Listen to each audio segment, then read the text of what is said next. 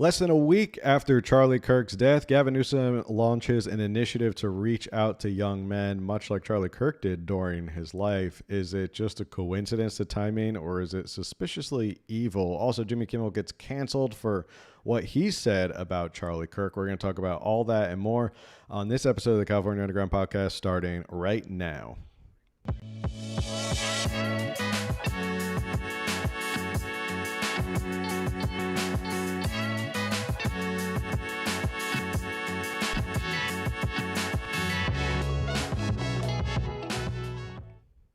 What's going on, everybody? Thanks for tuning into the California Underground Podcast, the most trusted podcast for all things California politics. I am your host, Phil. We got a lot to get to tonight, mostly about Charlie Kirk. It's a little bit of a different episode tonight. I know we usually focus on California specifics, California-specific political topical news, but obviously the Charlie Kirk assassination last week kind of preempts everything that's going on in the world right now. And Gavin Newsom obviously could not just wait to not take political advantage of what is going on.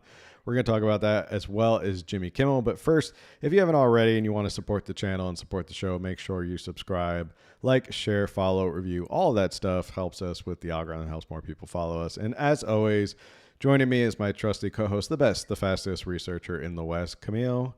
How you doing tonight, Camille? I'm good. Thank you. How are you? I'm good. Getting over being a little sick. Just got back from a trip back east. Got a little bit of a cold, which is weird and annoying.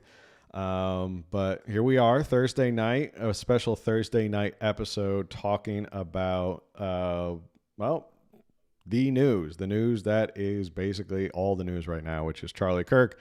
I had released a video last week kind of giving my initial reaction to it. And I thank everyone who kind of tuned in and gave me their thoughts and comments and stuff about that. And it's been it's been over a week, right? It happened on Wednesday last week, and it hasn't gotten easier. I will admit that right now. It hasn't gotten easier. I'm still grappling with what happened and the finality of it. To me, it's very odd because it's odd to me because I can't seem to get past for whatever reason. I think he's still like in critical condition. We're all just praying for him to come out of it. But then the reality strikes are like, no, he's gone. Like, he's not coming back. This is a real thing. And I've really been struggling with that and sort of the fallout of all that. So this is our first show since then, since I was traveling last week and we didn't have a show on Tuesday. I figured I would let you have the floor and give me your thoughts about what happened to Charlie Kirk. We can kind of start there, and we'll get into Kimmel and Newsom as well. And to everybody in the comments and chats, let us know your thoughts as well. We're paying attention to what's going on in the chat. Let us know your thoughts about this as well. So with that, what are your thoughts? Thank you. I actually woke up with a cold, so yay. And I'm glad you said something about everyone in the chat, because I don't want to say this is a safe place. I would love to think this is a safe place, but you're making public comments. But, I think we're all kind of in this together, really. Most of us didn't know him personally, but he had some sort of effect on our lives. And so please, yes, if you want to share any thoughts in the comments about just how you've been dealing with it, or just your thoughts on everything and where the world is at, please go ahead and share. So I will admit, I did not follow Charlie or Turning Point on social media. But weirdly enough, very recently, like in the last few months, I have found myself tuning in to his debates, and I absolutely love what he was doing. I so appreciate and respect and admire him, and how I would watch him and I want to be like that. Like, especially, being on this podcast for nearly 3 years, we're often talking about topics and we give our opinions, our sides, but you and I have been behind the scenes for a few months now, talking about how we want to talk to more people. We want to hear their sides. We don't just want to be this like conservative talking head. We don't want to be like, you need to vote R for everything. We really want to talk to people and listen to people who we don't agree with, and hear their sides and hear their point of views and see how we can come together. We've been talking about that for quite a while, and I don't want to give too much information away, but ironically, we had a conversation Tuesday last week, before and after the podcast, about us reaching out to more of the left and having conversations, civil conversations, civil discord, and we agree that we need more of that. And so I had been for several months watching his stuff and just like his debate style and how he's so kind. He's so articulate. He is, very well read. He's got the facts right there, but he's able to have these really friendly discussions and prove his point. And I want to be like that. I do. Like, I found myself kind of joking, I'm way older than Charlie was, but I found myself joking, like, when I grow up, I want to be more like that. And not 100%, like, I don't want to be like, oh, I didn't agree with everything he said, but nobody agrees with everything. Phil and I don't even agree here all the time. But, I did find myself being like, I want to be more like that. And of course, you and I have friends, good friends that are good friends with the Kirks. And so it's I think a little more close to home because we're talking to people who are quite literally, we're going to campuses with him. We're sitting right by his side at these debates. And so talking to them and just realizing how final this loss is. Death is weird. As a Christian, I know it's not final. I'm not going to get into that, like, to each their own with their beliefs, but it's still, while I believe he's in heaven and fully alive there, he leaves behind a very young wife. He leaves behind very young children who will grow up never knowing him. And as a wife and a mom, that really hurts me. So, yeah, we like you said, we do know people who have gone out to Turning Point events like this, and so we reached out to them, and obviously it's jarring to them, and you're not really revealing too much. We've been talking for a while, kind of like going back and forth with this idea of, I know we have a lot of people on the show, and usually they lean politically a certain way, and we've always been talking about not becoming this kind of echo chamber where you can come and discuss, and we may disagree with you. And we've been kicking around this idea for a while.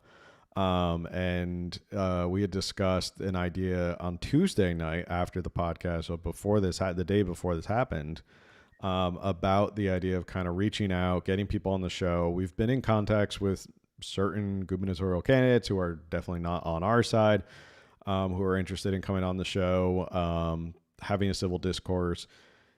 We're not going to agree on everything, and we're not going to sit here and pretend like we're promoting them. I know people are going to say, oh, you give this person a platform.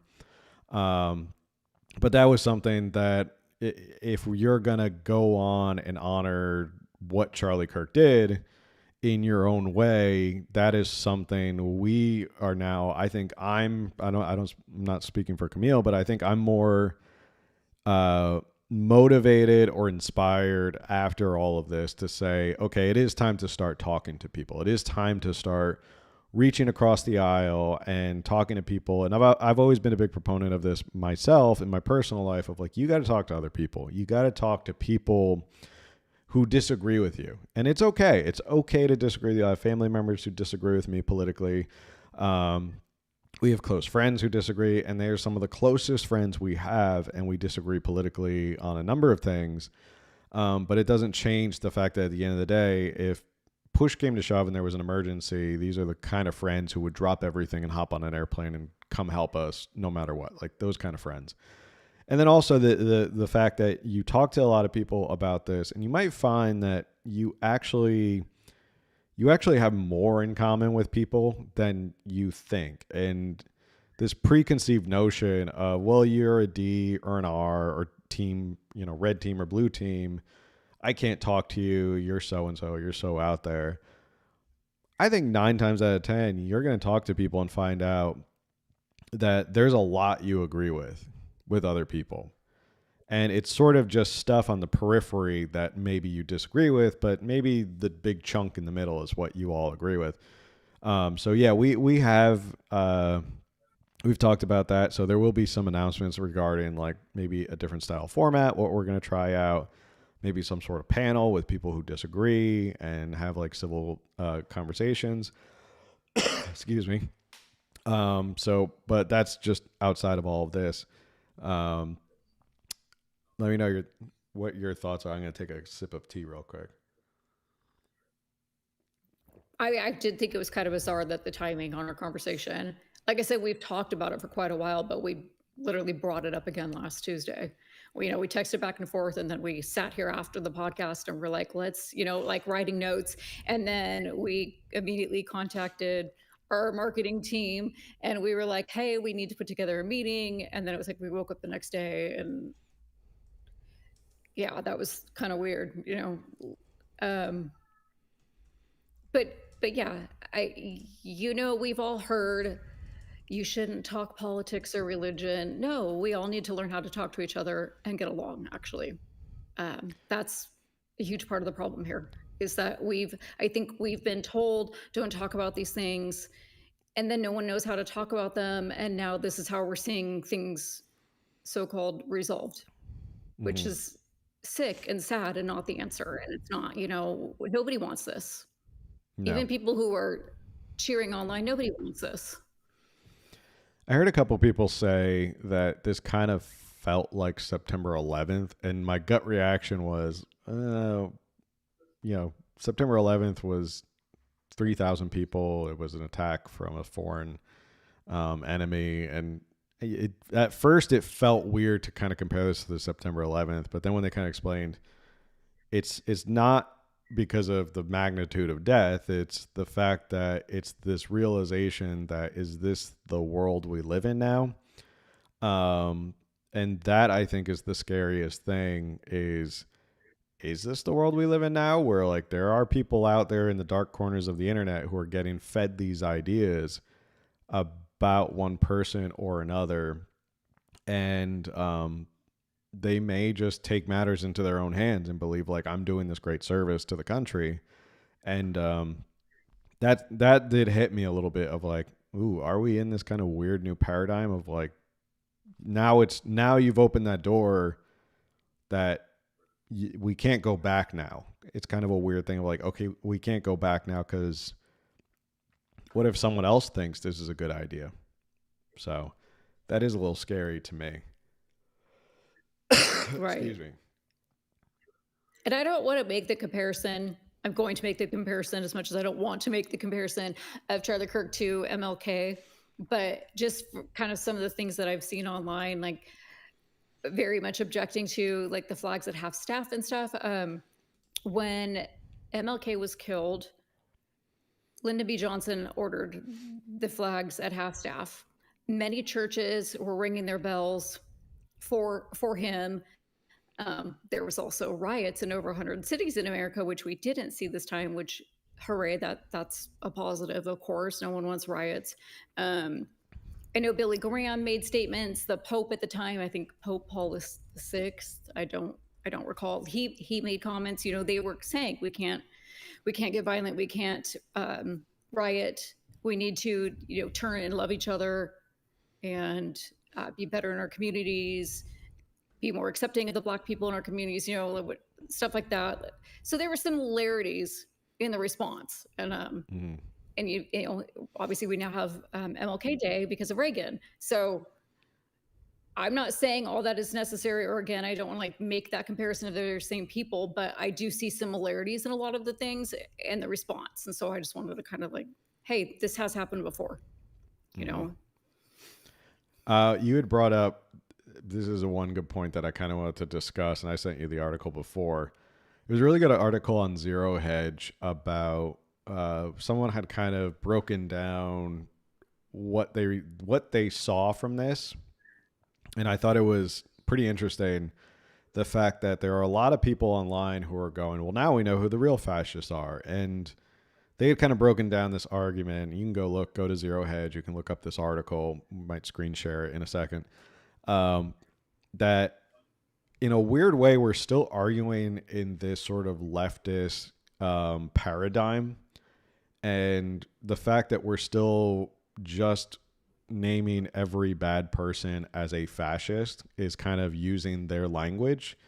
There's a fantastic book. It's gotta be, oh my gosh, it gotta be over 20 years old at this time. It was written by, I believe, a liberal college professor. He was also, I think he was an advisor to Barack Obama in his first run in 2008. And he wrote this book called Don't Think of an Elephant.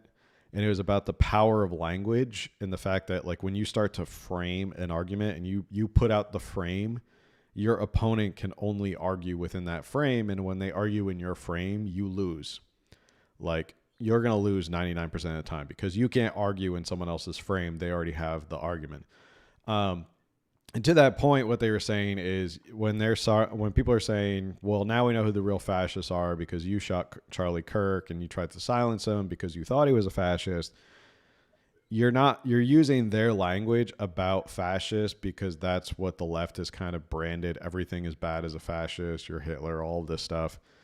But there were other bad types of government in a way. And this is maybe why I always call leftists statists, is because there were totalitarians or authoritarians who've killed millions of people.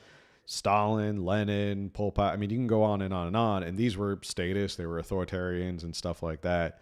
So I thought that was a pretty interesting article to talk about how we're arguing in this weird way. We're still arguing in what the left has constructed, this left tilt of it's all about the fascists and who's a fascist, who's not a fascist. And this was another, let me pull up this real quick because I think this is an interesting tweet that they kind of broke down. This is from the article. Again, this is on Zero Hedge, and this is the title of the article with the reactions to Charlie Kirk's assassination reveal. And this was from Anna Paulina Luna, which said, you don't get assassinated for lying. And it shows Charlie Kirk, Malcolm X, Martin Luther King, RFK, and JFK. And the author goes on to say that even then, to have Charlie Kirk next to these people, you have to reach this sort of lionization of left-leaning, liberal kind of historical figures. So those are basically the only four that they could cite to, which again is sort of arguing in their framework of you have to be this good to be recognized as someone on this level. But it's almost like one of these things is not like the other, in the sense that you have 3 or 4 left-leaning people and then you have Charlie Kirk. So that does change it in sense of the actual, in the sense of how we're arguing about this. And who knows, maybe language changes, but I did want to kind of point that out, that we are still kind of arguing this weird, like, fascist, not fascist. We're still arguing in their paradigm. And in reality, we should really be exposing the bad authoritarians throughout history and the bad statists, like Angela. Well, what was another person you brought up? Bill Ayers was a statist, authoritarian, communist. And he was a professor. He went on to be from Weather Underground, domestic terrorist group, went on to be a professor. Not a big deal. Angela Davis, who provided the weapons used in a courtroom attack that left 4 people dead, including a judge, can be lauded as a civil rights icon in honor with a documentary narrated by Mumaya Abu Jamal. So, again, we're kind of in this weird paradigm where it's still left-leaning. Everything's still left-leaning. The argument's left-leaning. The media's left-leaning. But I don't know. I thought that was interesting. Do you have any thoughts on did you get a chance to check out that article? I read like half of the article, to be honest, right before we hopped on. But I did find the half that I read, it was, yes, very interesting. That's exactly what we do. You referenced the book, How to Think of an Elephant. I tried reading that book. You recommended it several times over the years. I tried reading it. I'm going to be honest, I was so bored. I was taking notes, but I was like, I'm going to have to get back to this book someday. It's not a very compelling book. I feel like the first chapter is probably the most important. And then after that, it's okay, well, I read that. So okay, so as long as you read the first chapter, I think you're fine. You get the gist of the book. So today is actually the 5th anniversary of Ruth Bader Ginsburg's death, which of course she died of natural causes and she was older. And I don't like say this to toot my own horn, but my Facebook memories, I'm going to read what I wrote because I have a point. Again, not to pat myself on the back, but Ruth RGB spent her entire career fighting for gender equality, and for that I am thankful to her and to other women who have fought for us. Certainly there are things labeled as women's rights that I don't agree with, but I still recognize the good that she has done for women. Sorry, I apparently can't read. She was a daughter, a sister, a mother, and a grandmother, and her life mattered. Very real people are hurting now and mourning her loss, so let's recognize that. So, just going back to Charlie, whether you agreed with him or not, very real people are mourning his death. He was a real person. He was a son and a father. He was a husband. He was a grandson. He was a cousin and an activist. He was many things to many people. He was a real person, and real people are mourning him. And so I think we just all need to recognize that. Someone brought up in the chat, and this is probably my final point, and then we can move on to Jimmy Kimmel. Someone said Democrats are cooked. I noticed this based on what I've been seeing in the media. This is a hard argument for those on the left, and this is almost an impossible topic for them to discuss because it's so hard for them to rationalize anything because it just comes off as insensitive. And I've noticed that in media on panels, whether it's Fox News and The Five or something like that, like Greg Gutfeld went off on Jessica Tarlov. And basically, it seems like every time someone on the left is trying to be like, well, it's obviously horrible. I didn't agree with him politically. And then all of a sudden you get to that but. And then as soon as they say, but, and then all of a sudden you're like, whoa, where's the but going? Like, where are we going here? And it ends up being some weird like rationalization of, but, it really started with Trump, and it's because Trump is so divisive and stuff like that. That's why this happened. It's like, no, you can't rationalize this. There's no way to rationalize this. Trump being divisive is not an excuse for you to kill someone. That's period, full stop. Like, there's no way to try and link this back to Trump and be like, well, it's Trump's rhetoric, and that's why Charlie Kirk got killed. No, there's no causal link between the two of them. So it's been kind of interesting to see that they can't argue. And I feel bad for any like pundit who's on cable news right now, who's left-leaning, who's trying to put their 2 cents in, because no matter what, even if they're good intention, they're trying to add their opinion. It's just like, nope, you're trying to rationalize it. You can't rationalize the murder of a young man, father and husband and all that stuff. You can't rationalize it. Basically the best thing you can do is go, this is a horrible tragedy. This man shouldn't have died. And that's the end of it. But someone who couldn't keep their mouth shut about all this and had to make it political and try and rationalize this was Jimmy Kimmel. And soon after Stephen Colbert was canceled, well, actually not soon after. Wasn't he notified like months ago, Stephen Colbert, that he was being canceled? News. So, or it's Yeah, and he got an Emmy in his last year before he was canceled, so that was sort of a consolation prize for him. It came out of nowhere that Jimmy Kimmel his show's been pulled indefinitely. So let's watch the clip now, the news clip about it, and we'll discuss our thoughts on the whole Jimmy Kimmel being pulled.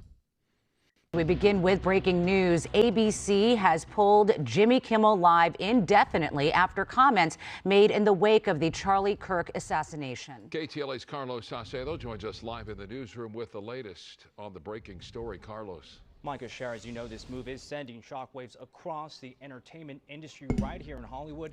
Late today, the ABC network announced it would be pulling Jimmy Kimmel Live indefinitely following controversial comments the late-night talk show host made during his monologue Monday night. We hit some new lows over the weekend with the MAGA gang desperately trying to characterize this kid who murdered Charlie Kirk as anything other than one of them and do everything they can to score political points from it. Now, Kimmel had suggested that Charlie Kirk's alleged killer may have MAGA ties. The conservative commentator was killed last week in front of hundreds during a college speaking event in Utah. The fast-moving developments come after the FCC threatened action against ABC and after KTLA's parent company, Nexstar Media Group, also announced it would be pulling Kimmel from its ABC affiliates. FCC Chairman Brendan Carr issued the following warning on the Benny Show this morning, indicating that ABC's broadcast license was at risk. And what appears to be an action by Jimmy Kimmel to play into that narrative that this was somehow a MAGA or Republican motivated person. They have a license granted by us at the FCC, and that comes with it an obligation to operate in the public interest. But frankly, when you see stuff like this, I mean, look, we can do this the easy way or the hard way. These companies can find ways to change conduct, to take action, frankly, on Kimmel, or there's going to be additional work for the FCC ahead. Now, the entire ABC network is saying the show is being pulled for the foreseeable future, and reaction is coming in from both sides of the political aisle, including the commander-in-chief himself. President Trump, who has a long-standing feud with Kimmel and other late-night hosts, posted the following on Truth Social, saying, "Great news for America. The ratings challenge Jimmy Kimmel Show is canceled. Congratulations to ABC for finally having the courage to do what had to be done." Trump goes on to say the hosts over at NBC are next.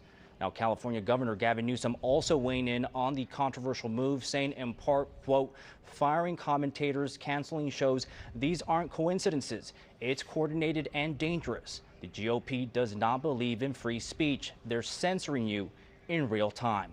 So far, we have not heard from Jimmy Kimmel himself. We'll have much more on this developing story. For now, we're live in the newsroom. Carlos Salcedo, KTLA 5 News. Carlos, thank you. All right.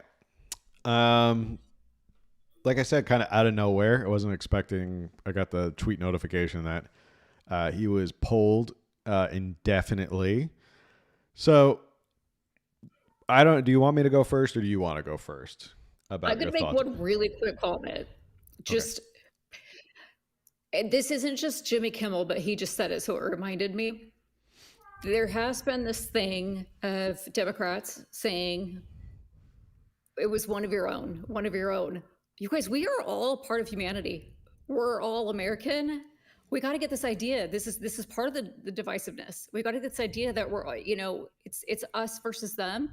And it has been, but we have to stop doing that, which goes back to we have to have the conversations with each other. We all live amongst each other. We've got to learn to work this out. It's not one of us, one of them. We're all a part of humanity. We're all a part of the United States. Let's start acting like it. Okay, you may continue. No, excellent point. Well, first off, I will say that the crying and gnashing of teeth and the clutching of pearls about free speech, I think is overblown because, first off, as a private company, the First Amendment doesn't protect what people think it does. People think that free speech is this like golden rule that protects literally everything in the world. Where if you work somewhere and you say something, you post something, and they don't like what you're saying, and it reflects badly on the company, well, that company has the right to terminate your employment. Like they're not bound by the First Amendment to protect your speech, especially in this kind of situation where you're a public figure, a broadcaster, you have a show, and you're saying stuff that could get them in trouble, especially because you're getting facts completely wrong about what this guy was, just because you're pushing a narrative. So there's no protection as in the First Amendment. That just doesn't exist in the private employer space. So this whole idea of they're trying to stifle free speech, no, you're not stifling free speech because a private company said, no, we're done with you. That's it. We're pulling your show. However, with that said, and I know I was just talking about this whole rationalization thing. However, I will point out my issue with this.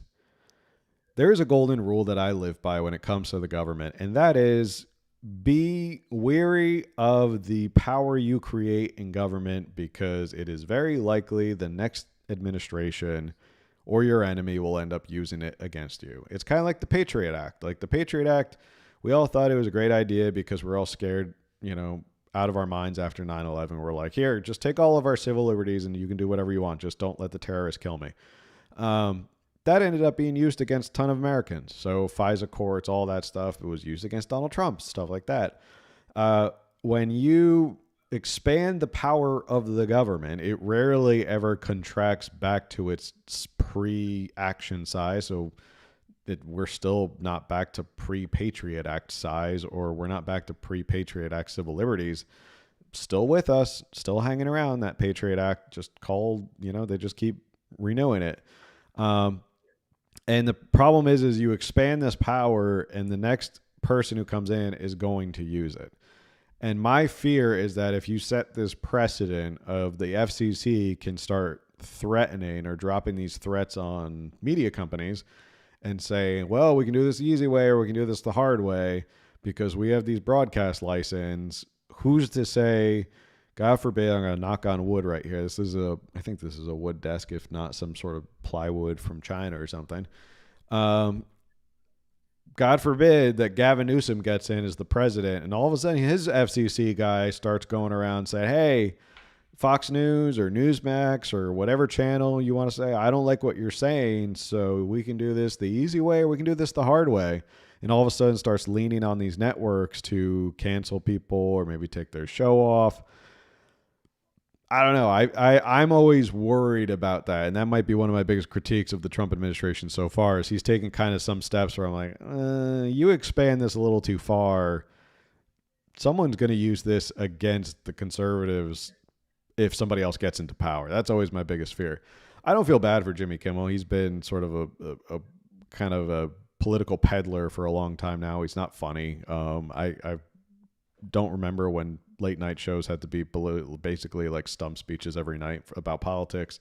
Why they're lecturing us about politics all the time.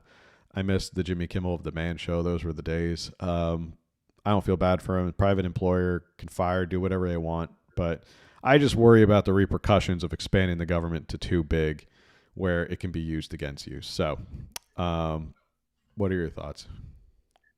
Yeah, I definitely agree with you on that. I haven't watched Jimmy Kimmel in years. Late night TV used to be funny. It used to be an escape from politics, and then it became not funny at all about politics. And so it was like, all right, I love politics, but this isn't my thing. I'm going to go watch some reality TV. Nexstar, I'm assuming, which is the parent company of Disney, ABC, etc. I'm assuming that they had advertisers calling in saying we're going to pull out, and they probably had to make this decision. But now he hasn't been fired. He's been pulled indefinitely from the air. And I honestly do wonder if after this all blows over and the news cycle switches and we have something else that we're all up in arms about, I do wonder if he'll just be back. Like they'll just reinstate him, come next spring, summer or something like that. I don't know. And I'm sure he's getting paid while he's on this indefinite leave. Like you said, a private company, they have a right to fire somebody if it's not up to their standards. I know that people are saying, well, his ratings have been tanking. I looked at his ratings since like 2018, and yes, they have been dropping, but not like majorly. It's been a very slow year by year, and maybe I don't know what TV standards are, what ratings are for these shows. So it's possible that he did tank low enough that they were like, we may not renew the contract next year. And maybe this was an easy out. I have no inside knowledge of that whatsoever, but I don't like this game, and I'm going to play it now. And people have been playing it on me all week on social media. I posted something about Charlie Kirk. This has woken up an army, and I quoted a Bible verse that was very like, these, we're not fighting with weapons of this world. And I was commenting on the fact that in the wake of his death, I saw, and I'm sure all of you saw all over social media, people were like, I'm going back to church, or I need to find God. I need to get right with God. And so I was posting in response to that, like, we're seeing kind of a revival happen, if you will, of all these people who want to go back to church or go to church for the first time. So I had posted about that. And I have gotten so many negative comments on that from people who clearly didn't read what I was writing. And, they want us canceled and to shut up and everything. And well, where were you with Melissa Hurtado? Is that her last name? Did you post about her and her husband and her dog? What about the children? What about this? What about that? And okay, not to go into all that, but for everyone that said that, Ronna McDaniel, the I think she was the chairwoman of the RNC, was hired by NBC as a commentator last year and fired 4 days later for her beliefs. So, I mean, were you okay with that? People, probably not this audience, but as far as the audience that's, oh, how dare Trump do this? Well, that was under the Biden administration. Like, was that okay with you then? Yeah. So, Ninja 5150 brought up sort of the same stuff that we've seen regarding COVID and social media bans and all that stuff and the crackdowns. I'm not agreeing to Ninja's point. I'm not agreeing that those were okay. I'm not saying like, oh, that's fine. We should. That was all bad too. Believe me, I was doing shows. I was posting on Instagram, and I was seeing people get kicked off of Instagram left and right over what they were talking about during COVID. And COVID was a interesting time for people who were in this space of like political influencers, and people were like, oh my gosh, my account got hacked or my account got taken down or something like that. I'm not okay with that either. I'm not okay with big companies banning and stuff like that, I think. But there is sort of the marketplace of ideas where, Elon Musk buying Twitter was probably one of the most monumental things to happen in our culture, probably changed the course of the 2024 election, because you had someone who goes, hey, I believe that everyone should be able to say what they want, and I don't really care like about putting these restrictions and all this stuff. And it changed the landscape, because now you look at it's like Instagram, Facebook, all of them, they're all kind of falling in line where it's like, okay, now you can kind of say whatever you want. And you see stuff on Instagram now that are like you would have never seen 4 or 5 years ago, especially during COVID. You would have never seen stuff like this. I'm not okay with any of it. I'm not okay with the government under the Biden administration leaning on social media companies to say you need to ban people talking about critiquing the vaccine and COVID restrictions and stuff like that. And I'm not okay with the FCC leaning on people either to say, okay, well, we don't like your speech, so we may start revoking your license. I'm anti-big government. So when you start from a place like that, when you start from I'm anti-big government and giving the state more power, well, it doesn't matter if you're red or blue. Whenever you get more power, if you're Republican or Democrat, I don't like it. I don't like the fact that politicians give themselves more and more power.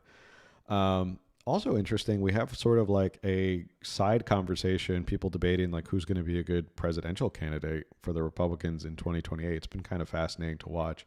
People are debating whether it's Rubio or Vance. So you guys can keep talking about it. I'm kind of interested in listening to all your comments in the chat box going back and forth about Rubio and who's going to be a good presidential candidate. All right. Any other thoughts about Kimmel before we get on to the main story about good old Gavin Newsom, which is why I'm wearing my Noodles shirt. Gavin Newsom I always have thoughts. I always have lots of thoughts, but I know we're talking about this longer than we intended, and it sounds like the comments will be interesting to get to. So let's go to Newsom so we can maybe get to some of the comments if we have time. Sure. Yeah, keep those comments coming. We'll get to them. I'm keeping an eye on them. So if you see me like looking off screen during this whole live stream, it's not because I'm not paying. Here, though. Yeah, I'm not. It's not like I'm like ignoring Camille and I'm not looking. I'm just kind of like keeping an eye on you guys. I got to press all the buttons and stuff back here. Checking my phone and I'm like looking at things, looking up things. I'm here. No, but everyone, and thank you for being here in the chat. We appreciate you. Ninja brought up a good point, which I forgot about this. This is actually a great point. Pam Bondi should be fired for talking about censoring hate speech. Yeah, that was a big thing for me. I saw that. Pam Bondi to me has been sort of a disappointment. The fact that she's like, I'm going to start going after hate speech and all this. And it's like, now we're starting to get into what is hate speech. So that kind of define hate speech, define a woman. Yeah, the Supreme Court has already said hate speech is protected speech. Sorry. Anyway, all right, let's get on to this next topic. We have a couple videos we'll talk about Newsom and his new initiative to reach young men. So this will be the first one that I pulled. We're talking about common ground and this issue of essentially young men being disregarded in society, which is something that you connected with Charlie Kirk over. And I wonder just the timing of this announcement and Kirk's death, if there's any correlation and just how Kirk might be inspiring you at all, if he is. No, I appreciate the question. I mean, I believe in civility. I believe in open hand, not a closed fist. That's why I had Charlie Kirk on my first podcast. And anyone can go and listen to that podcast. He did it in person. We not only had a civil conversation on camera, we had a civil conversation off camera that continued. So just weeks ago, where our staffs were connecting and engaging in a very civil way, and I think we need more of that. That said, he'll stand his ground. We stood our ground on things we care deeply about and pushed back where we had pretty strong disagreement. Do you think Newsom's son ever got to meet Charlie Kirk? Remember that was the big thing was it didn't sound like it. Because remember he said, he's like, he wanted to come here today. He wanted a photo with you. And Newsom was like, no, you have to go to school. And then I know his son called him from school, or at least according to Newsom, his son called him from school. Is Charlie okay? And I'm under the impression that did not happen. And they released photos of their kids, the Newsoms. So I think if there was that photo, I feel like we would have seen it. Yeah, I my favorite line from that was definitely a drop mic moment. He goes, well, he had school. That's why he couldn't come and meet you today. And then Charlie Kirk goes, you closed schools for 2 years. What's one more day? And I was like, oh, that was a great line by Charlie Kirk. Charlie's quick. He was very quick. He's very quick with those lines. So it'd be a shame if Newsom's kid didn't meet Charlie Kirk. So just an example of who Charlie Kirk was reaching. He was reaching Newsom's son. Probably the next presidential nominee for the Democratic Party. He was reaching and converting Newsom's son. So he had an approach and strategy and issues. We have our approach. But I just think at the end of the day, I said it inside a moment ago, divorce is not an option, period, full stop. We've got to live together across our differences. And there are a lot of differences in this state, this nation, for that matter, the world we're trying to build. And the only way we're going to reconcile those things is by listening to one another. And if you go to that podcast, I hope the one thing that you'll find is two people willing to listen to one another that have very strong points of view that don't necessarily always cross-pollinate, but one point of view I think we did share was love of our family, love of this country, deep love for our children, and hope for a better world. And so that's the spirit that I want to bring to the work that we're doing today. That's the spirit to which I think mentorship and volunteerism, I think that's the spirit that it advances. And it's a cause that should unite us all. Just to follow up. Wasn't it just like 2 weeks ago Gavin Newsom was on his podcast, or there was a clip of him? I don't even know if does anybody follow whether he releases new episodes or not. And he was talking about like we have to punch back on conservatives like with both hands or something like that. So he's talking about like we have to reach across the aisle.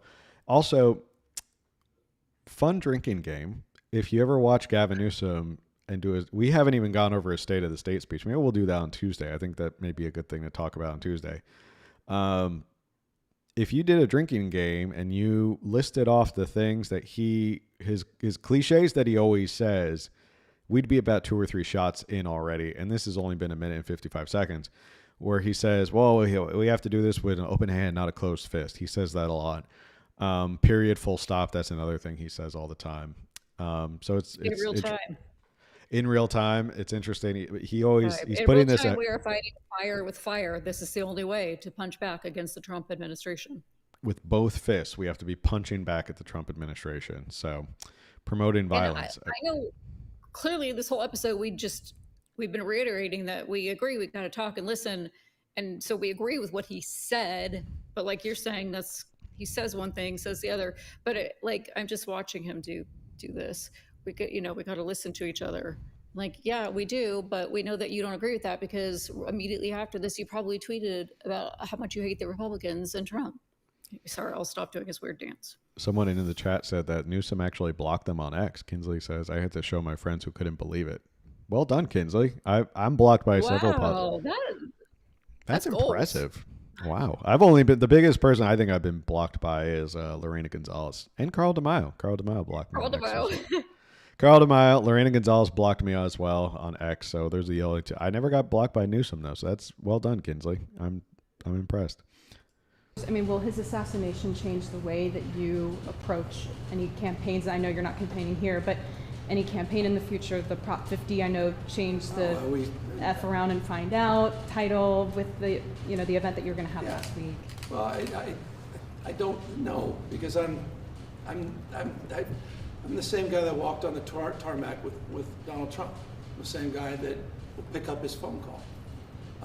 The same person that sat down, not just Charlie Kirk, with Steve Bannon, with the guy who created this space, language, borders, and culture, Michael Savage, back in the 90s, was the dominant voice on talk radio, person that sat down with Newt Gingrich, who was one of the leaders of my recall.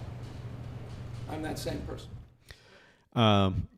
So if, just to give you a little idea of what he's actually, I like that clip because it's Ashley Zavala is kind of pointing out like, hey, isn't it kind of convenient that the timing of this is like Charlie Kirk just passed away last week and now you're launching an initiative to reach young men, which was something that Charlie Kirk did very well. Is the timing interesting? She put it more eloquently than I put it. She was basically like, well, were you inspired by Charlie Kirk? I think it's kind of him just jumping on the political moment. Basically, this is what I'm reading from Ed's source. It says Gavin Newsom is calling on 10,000 young men to serve as mentors, coaches, and tutors through a new campaign called the California Men's Service Challenge. This statewide initiative announced on Tuesday is the latest in an executive order directing agencies to address mental health in boys and young men. Quote, we have an epidemic of loneliness, and so much of that is manifesting and metastasizing online in very profound and consequential ways. And last week only underscored that further, said Newsom on Tuesday, referencing the killing of conservative activist Charlie Kirk at a Utah University campus. In California, boys and men aged 15 to 44 die by suicide 3 to 4 times the rate of women, often by firearms. Almost half of female homicide victims are also killed by a current or former intimate male partner. So this is sort of, I guess, him using the state to reach out to young men. I will say this, there is a huge difference between creating a state initiative that if it's anything like any other initiative that Gavin Newsom starts, he does a nice little press conference and then we forget all about it. Excuse me. And what Charlie Kirk did, which was organically like talking to young men. I'm not sure how successful this will be. I think the other thing that someone like Newsom has to kind of step back and look at, and this is probably why Democrats are losing young men by the droves in voters and voter support, is basically what the Democratic Party has been doing for, I don't know, the better part of like 2 decades now, which is blaming young men for all of the ills of society. And at a certain point, you can't keep blaming men for everything that's wrong with the world and say men should sit down and shut up and you don't have an opinion as a man. It's always, well, you already had your time. You can't comment on this. You're a cis white male. So sit down, shut up. You don't get an opinion on this. You're a cis male. Like even just being a cis male, a straight male is problematic in the Democratic Party now. And he's trying to reverse that, but it's going to be hard to reverse 20 years of being talked down to for so long. And the reason young men started to flock to people like Charlie Kirk and sadly other influencers like Nick Fuentes is because they were so tired of turning to these influencers on the left who were telling them, you are the bane of existence. You are the reason society sucks.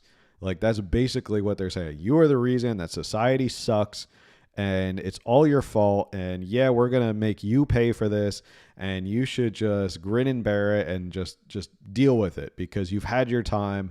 So sit down and shut up. And now they're trying to reverse it and it's not going to work. I think you can't undo what you've done for 20 years in just one state initiative. What are your thoughts? Well, you know I agree with this because I sent you a series of voice texts last week of similar thoughts. Yes. So I think it's been going on a little bit longer than that, and even goes back to this. Okay, this is not me making an anti-public school statement whatsoever, I swear. But boys, they do learn slower than girls. Like their abilities with reading and writing develop slower than girls. That's a fact.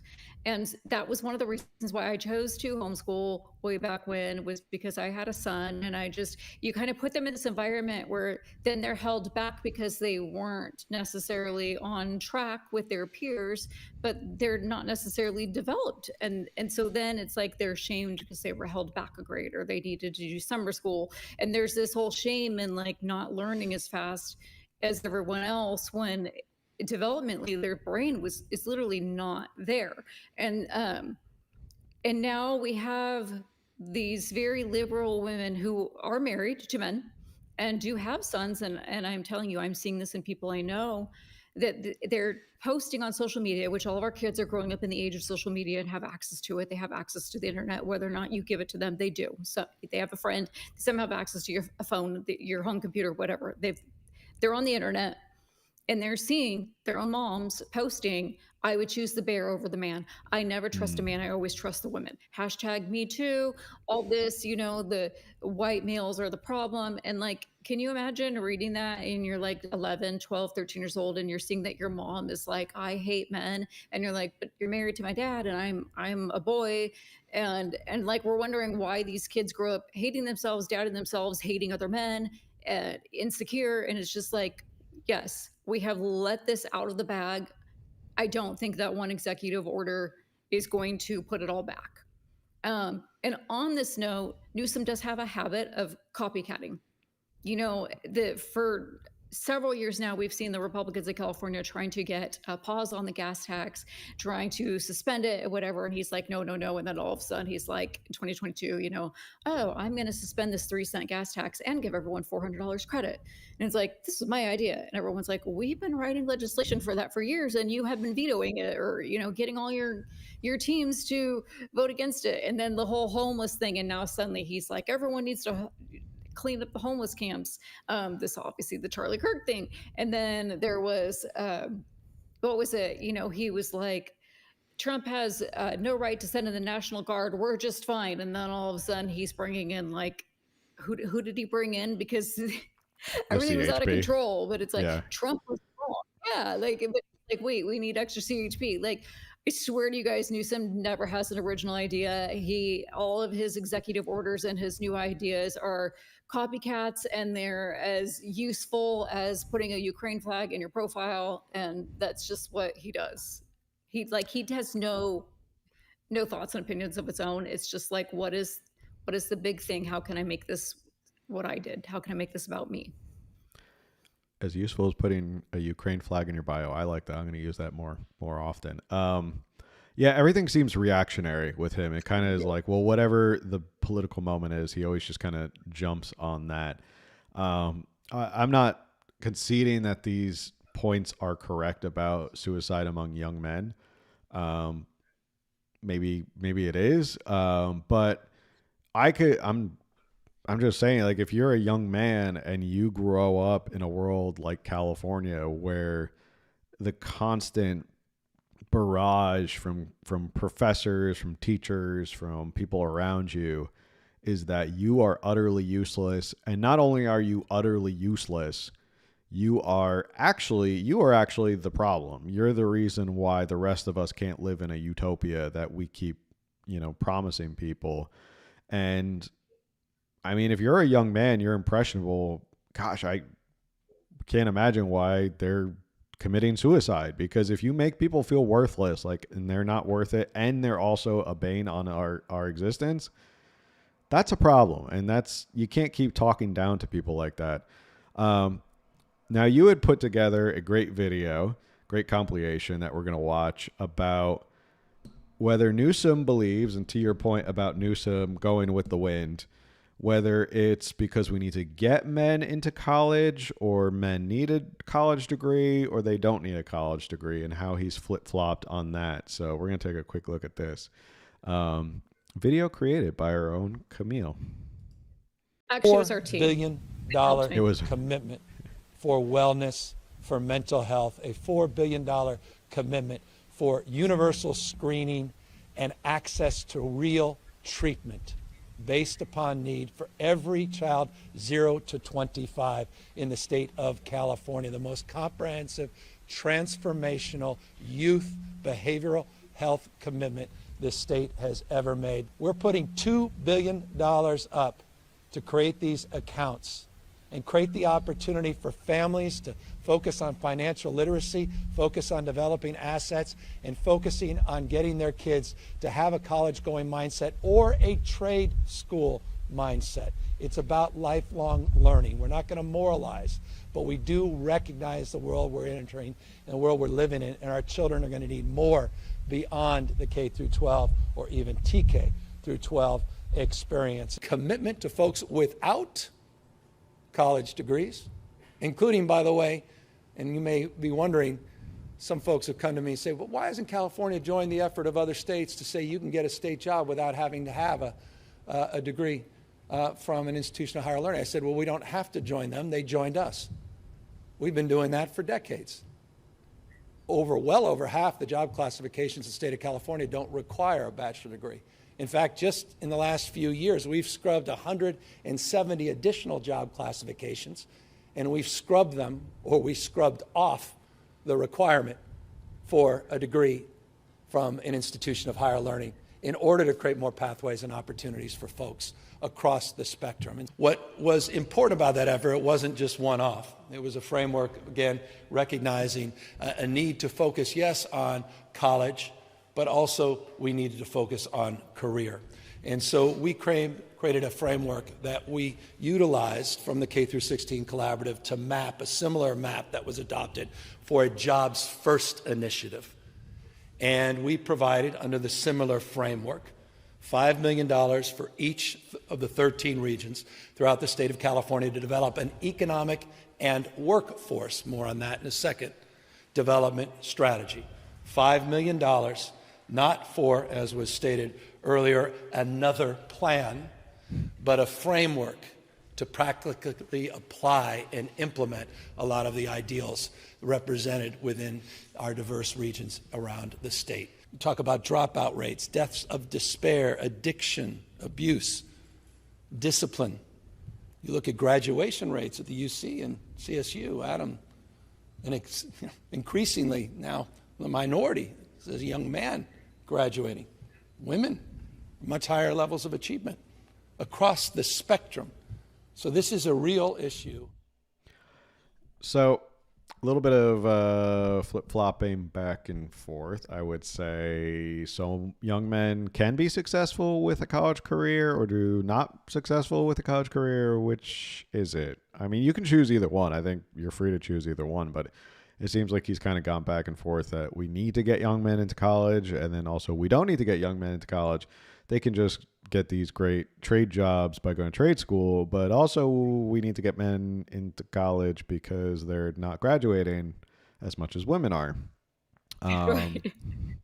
So it is a little dizzying, and someone said in the comments that they almost get a little dizzy just watching all his hand motions. I know, right? And it is, to your point again, about how it's just whatever whatever is the popular thing at that point. That's what Gavin Newsom's pushing.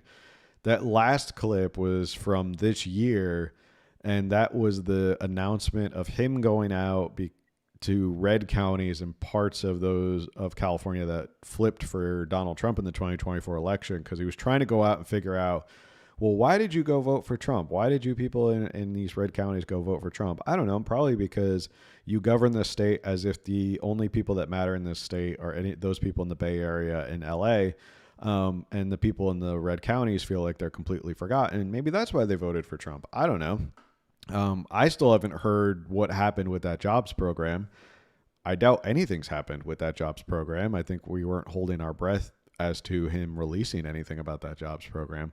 But but it is just more of him kind of pontificating. And I can imagine 2 months from now, this initiative is, you're not going to really see anything regarding this initiative. This is like his big press conference. He got a bunch of high school men to show up and stand behind him. And, you know, it's always just for the publicity. It's never really for any sort of real action. What do you think? Well, yeah, that first of that video right now that we just watched, the 2021 one, he talks about the mental health of the kids like 16 to 25 or whatever it was. And now this new initiative is for men 18 to 24 or something like that. And so it's like, well, they were grouped into that first one. What happened to that? And of course, I'm not against mental health help, but I don't trust the government with anything anyway. Like, you create a problem and then you think you're going to fix the problem, but only if we throw a bunch of money at it. But 4 years ago, there was a program. So where's the results from that? What happened to them? Mm-hmm. Your guess is as good as mine. What happened to any of those programs? You're right. Sorry.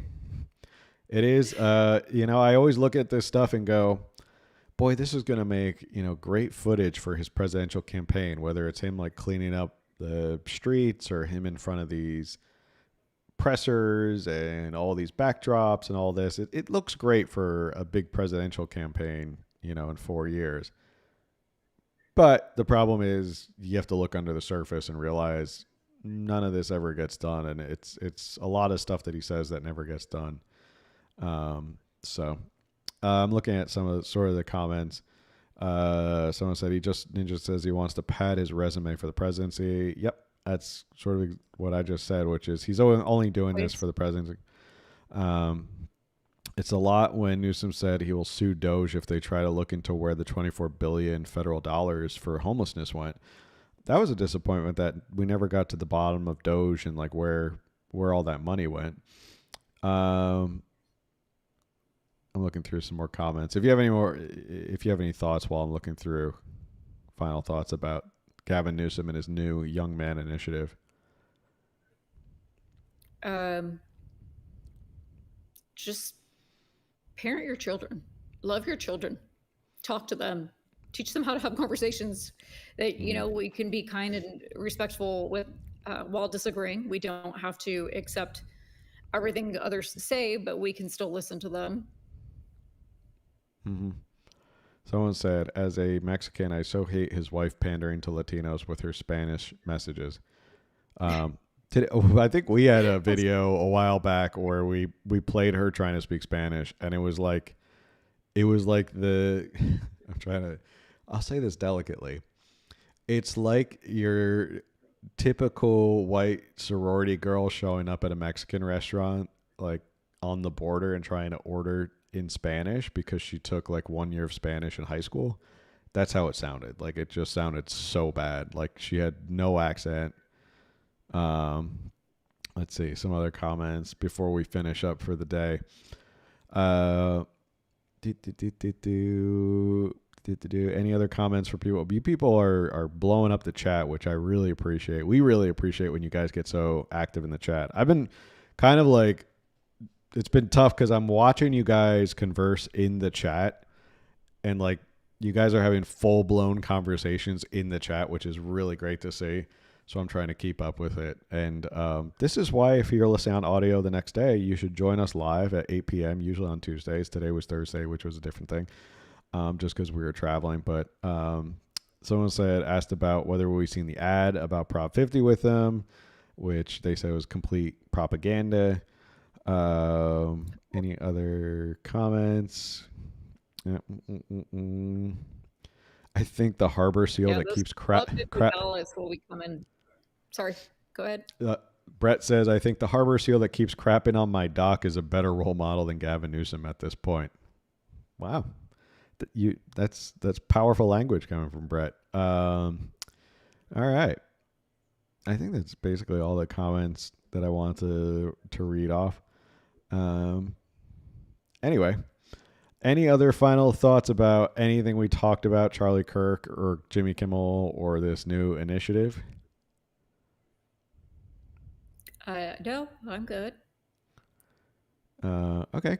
Well, thank you to everyone for tuning in. Obviously, all those people who tuned in live for the chat. Thank you. Someone said, Brett said, the thing I appreciate about you and Camille is that you are in California and you're seeing this train wreck with the rest of us.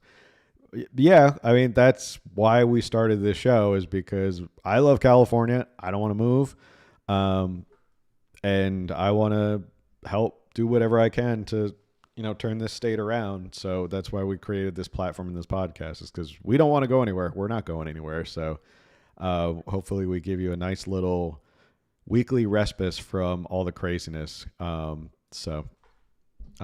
should remind them of the crazy. Yeah. We're like, hey, in case you missed this crazy, well, we're here to tell you about it. We know you don't want to hear about you. all the crazy, but there is plenty of crazy we need to talk about. All right. With that said, we'll be back on our normal time next week on Tuesday. Maybe we'll hit that State of the State speech. We'll get more Gavin Newsom and more hand gestures. We won't do the whole State of the State. We'll probably just pull some clips and talk about them. But either way, thanks everyone for tuning in. The Special Night of Thursday podcast live at 8 p.m. If you listen on audio, we also appreciate reviews. That helps with the algorithm, helps more people find us. And if you're watching on YouTube, like, share, subscribe, review, comment, all that stuff helps with the algorithm. And the best thing that you can do outside of buying new merchandise, like my new favorite mug, let's see if I can get it in, which is this one, Political Affiliation, Democrat, Republican, Tear It All Down and Start Over. Also comes in t-shirts, sweatshirts, all that stuff. We have a lot of great merchandise on our site, californiaunderground.live. The best thing you can do that is 100% free is you can share this with somebody else. Tell them, hey, join me at 8 p.m. on Tuesday. Come join the chat. It's a lot of fun. There's a lot of people. One last question. In your opinion, do you think the state is heading for bankruptcy? Yeah, probably. I think the legislative analyst just came out that we're going to be like, for the next 3 to 4 years, we're going to be already in like $30 billion deficit like every single year. So that's not good. We'll talk about that. But yeah, the state seems to be perpetually bankrupt because they don't know how to cut spending at all. They just keep increasing spending. So with that, make sure you share this with someone you like. Tell them to join us on the live stream at 8 p.m. And we will see you on the next one. Later, everybody.